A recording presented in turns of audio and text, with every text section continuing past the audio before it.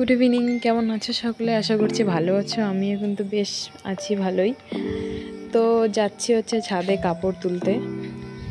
সকালবেলা কিছু কাপড় চোপড় কেচে দিয়েছিলাম, আর আমার মেয়ের কাঁথা ওগুলো সব, তো সেগুলোই তুলতে যাচ্ছি। আর বৃষ্টির মধ্যে জামা কাপড় তো একদম কয়েকদিন শুকোয়নি, আমাকে শাড়ি পরে থাকতে হয়েছে। নাইটি একটাও শুকোয়নি। আর ছোটো বাচ্চা থাকলে তো জানো, কোলে নিলে হিসু করবে।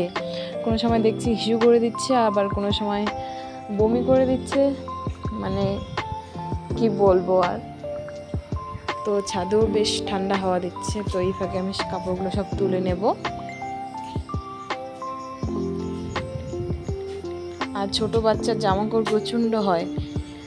এইটা নোংরা, আমার ছেলে তো মানে কি বলবো, ধুলো মাটি নেই তবুও জামা কাপড় প্রচণ্ড নোংরা করে। রোজ সকালবেলা অনেকগুলো করে জামা কাপড় কাচতে হয়। আর মেয়ের তো আছেই সকালবেলা, যেহেতু ছোট, একদমই ছোট, ওর বয়স হচ্ছে 2 মাস, 2.5 মাস কমপ্লিট হয়েছে আজকে। তো আমার কাপড় সব তোলা হয়ে গেছে, এবার হচ্ছে নিচে যাব। আর বাদবাকি কিছু কাপড় রয়ে গেছে, ওগুলো ভেজা আছে, ওগুলো থাক, রাত্রেবেলা শুকিয়ে থাকবে। তো আমাকে নিচে যাব এখন, তাড়াতাড়ি কাপড় সব ভাঁজ করতে হবে, না হলে দুজনে উঠে যাবে। আর দুজনে উঠে গেলে যে কি ঝামেলা করে একমাত্র আমি জানি। এই দেখো দুজনেই মানে প্রচণ্ড ঘুমাচ্ছে।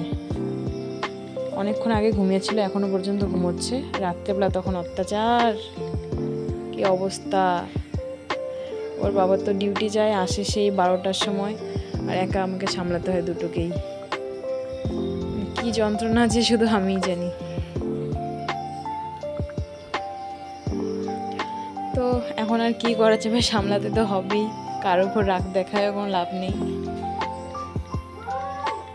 তো আমি কাপড়গুলো ভাঁজ করে ঠিকঠাকভাবে রেখে দেব, না হয়তো ওরা উঠে যাবে, ওদের ওঠার সময় হয়ে গেছে। তো আমার কাপড় মোটামুটি ভাঁজ করা হয়ে গেছে, ঠিকঠাকভাবে রেখে দেব, জানলাটা বন্ধ করে নেব। আর প্লিজ আমাকে একটু সাপোর্ট করো, পাশে থেকো, এইটুকুই বলার। আর এটা আমার হচ্ছে ফার্স্ট ভিডিও।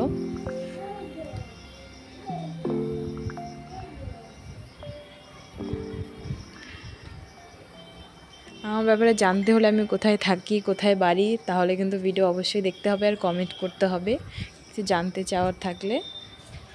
তো ভিডিওটা এই পর্যন্তই। ভালো লাগলে please like, comment, share and subscribe করে দিও। এখনকার মতো টাটা সবাইকে।